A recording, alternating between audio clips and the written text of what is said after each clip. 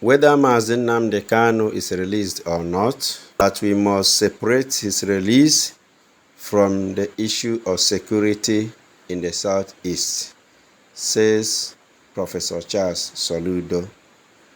And this is a very important point. Whether Mazi Nnamdi Kanu is released or not, one day the spoken truth once buried will never remain underground without germinating.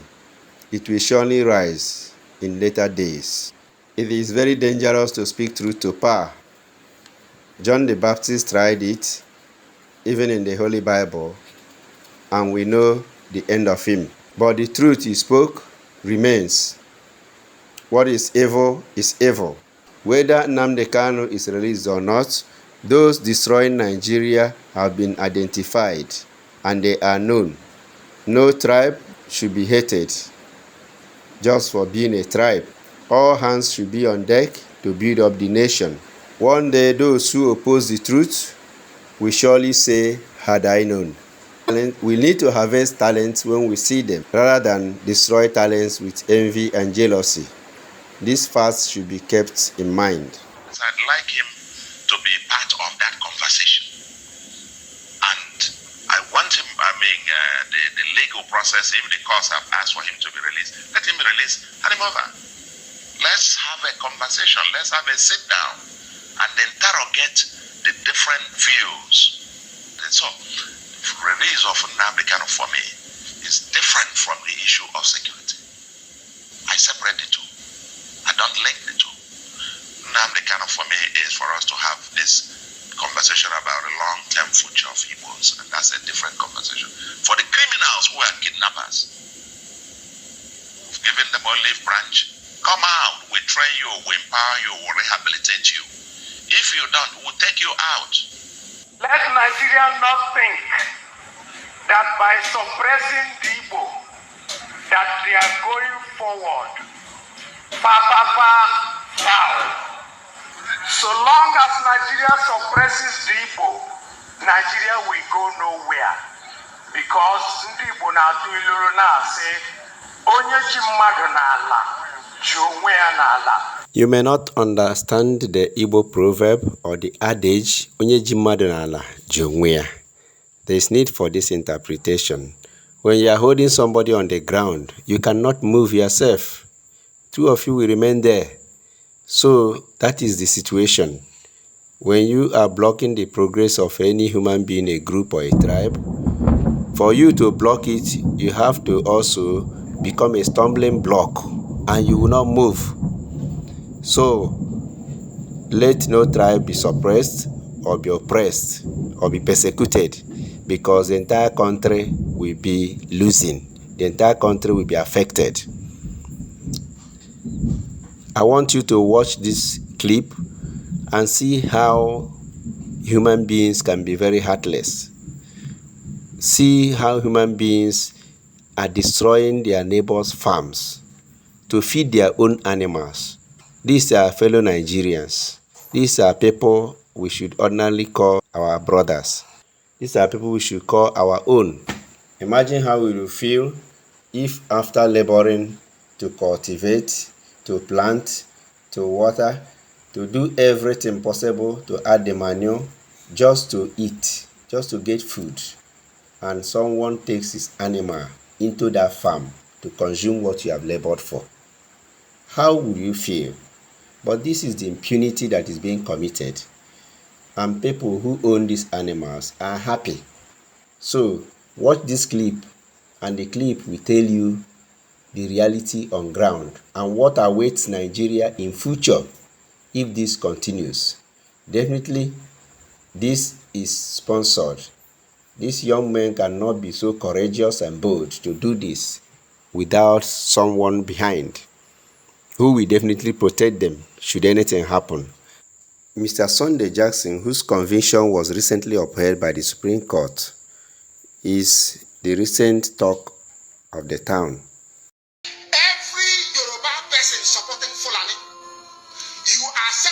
Yourself to become like the Hausa people. Remember when Hausa was supporting Fulani? We are Hausa Fulani, we are Hausa Fulani. Where are the Hausa people today? I ask you. Fulani have completely overwhelmed them. It's called emasculation. Completely emasculated them. Something is going to happen to you.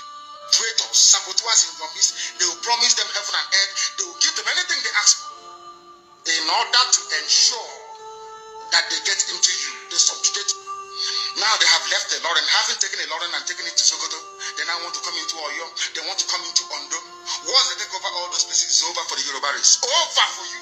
By the time the Fulanis are done with you, believe you me, if you don't rise up now to fight for your freedom, by the time Fulanis are done with you, you'll be more useless than a Hausa peasant doing Babiala somewhere in Zaria. That is the future that awaits you. Now, our people must understand this very clearly, especially my Yoruba brothers and sisters. It is about time you stop supporting evil. January 30th, 2025. So there was a press release from the Sultan of Sokoto where he said that he feels so disturbed that the people of Ekiti and Oyo State are resisting the establishment of Sharia panel that was, that the Muslim community was trying to, set up, that they are denying Muslims of their rights to the Sharia law.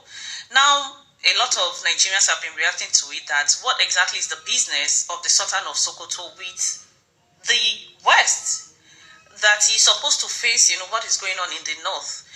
The only reason they have not pronounced Nigeria a Sharia nation, just one reason. They have not fully captured Southwest. And you have heard in the last few days, the Sharia fire in Southwest. Backed up from the Sultanate. An agenda is going on to Islamize this country. What is going on in the Northwest is the Hausa Fulani fight. We don't mention it. That is the bottom line. The Fulani man feels anytime he comes to town, he's molested, he's killed. The Hausa man believes that the Fulani man using his headsmen enters his farm and destroys his crops. So it's been a long time, I'm sure you're aware, it's been a long time issue that had not been addressed. A state that is supposed to be ruled, governed by a Hausa man, when you go to Kanu, when you go to Katsina, they even extended into Sokoto.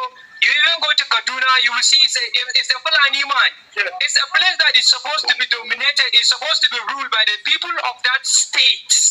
By the people of that state, but you will see a Fulani man become. So Fulani man, they are play. For me, it's like they betray them. For me, that's for me. For me, it's like they come with a deception. They come and they deceive you people, they give you the religion and they take over the resources of you people. The thing that you're supposed to be ruling, something that you're supposed to become dominant for it, they are the one who are dominating it. Because Fulani man, they have been deceiving the Hausa people. We are one because of religion. But why is it that Fulani people are not beggars? It's because they are the one who have been hijacking the treasure of this land to themselves. You never see a Fulani man marrying, having many children like that. But I don't know why they came and they allowed the Hausa Fulani, they allowed the Hausas to marry, to get more people, to get more population. For me, they want the Hausa people to get more children, more population, so that in times of politics, they talk of democracy, it's a game of numbers. So they need that numbers, and the Hausa people are the one producing those children. And you can see the people that they are using to go and to do this killing, majority are the Hausas. But the one who you will discover leading is a Fulani man. The leader, the gang role leader is a Fulani man. While the majority that will follow behind are the Hausas. So they are using the Hausas to achieve their aim, to achieve their goal. Okay. But now I'm glad that the Hausa people are discovering the truth. What I want the Hausa to do is to stop listening to Fulani, because Fulani, they bring division for us. Fulani, they are the cause of our problem that we are having today. Ignoring citizens' appeals for help, Nigeria's government fails to effectively stop these attacks. Take Benue, where Catholic priests and other Christians were recently abducted in Fulani raids. The quest to Islamized the land appears high on the agenda of some of the powerful and influential Muslims in Nigeria. There is a campaign to take land to spread Islam. And there is the hemorrhaging of Christian farmers from the central region of Nigeria and Benue State, Makurdi Diocese in particular, as they are forced to abandon fertile lands that use to feed the nation, which classify Benue as the food basket of the nation. According to the Catholic News Agency and EWTN News, quote, Archbishop Ignatius Kagama is concerned over the seemingly endless violence against Christians that claimed at least 58 lives this past weekend and hundreds of others in recent weeks. The government allows Fulani violence to continue with impunity. There is broad concern that this reflects a plan to forcibly Islamize Nigeria in violation of its secular constitution. Last week, the Nigerian Catholic Bishops' Conference released a letter expressing deep concern that some of the 12 northern states that impose Sharia law ordered Catholic and other Christian schools closed for 5 weeks in forced observance of Ramadan, and they cited the Constitution's guarantee of a secular state. This is what religious persecution in Nigeria looks like. It is violent, it is brutal, and it is worsening. And attempts to extend the same to the south of Nigeria, which they have started. This month, governors in the north decided appropriately to close all schools and education institutions during the months of Ramadan, leaving millions of students without learning opportunity for 5 weeks. We live in fear because at any point it can be our turn to be killed, but to remain silent is to die twice. We cannot work with Yoruba people. They are betrayal to us. We risked our life, voted, did everything. What is paining Asare Tokubona is that the way Abola Ahmed Tinubu is siding wicked to destroy River State is what is paining Asare Tokubona. Now there's a new twist where even Asare Tokubona himself have come out to say that River State is majorly Igbo. He said himself have Igbo blood. He mentioned numerous places that you can clearly trace to Igbo as their origin. It looks as if this crisis is making Asare Tokubona to identify with his original people, the Igbos. Yes, of course, I told you that Asare Tokubona said it, I quote Asare Tokubona. He said, creating River State was out of politics to marginalize the Igbos. River State belongs to Port Harcourt, belongs to Igbos. The distance from Abia State to River State, the distance is not much. Before the Biafra War, River State land belongs to the Igbos.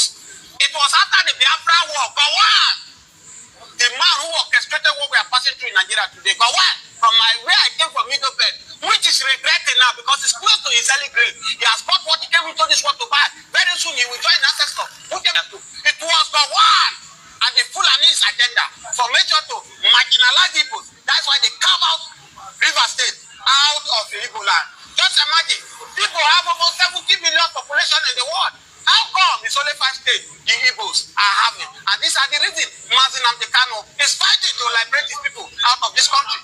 And for me, there's no cry to fight for the liberation of your people. I am campaigning for the freedom of my people because of the persecution that we're facing. Yes. It's as simple as that. Nothing more, nothing less. Yes. This is a federal gazetted law of Nigeria that says here that the chief judge of Nigeria cannot tell Mr. Nyeko what to do. It's here. It's your law. Just obey it.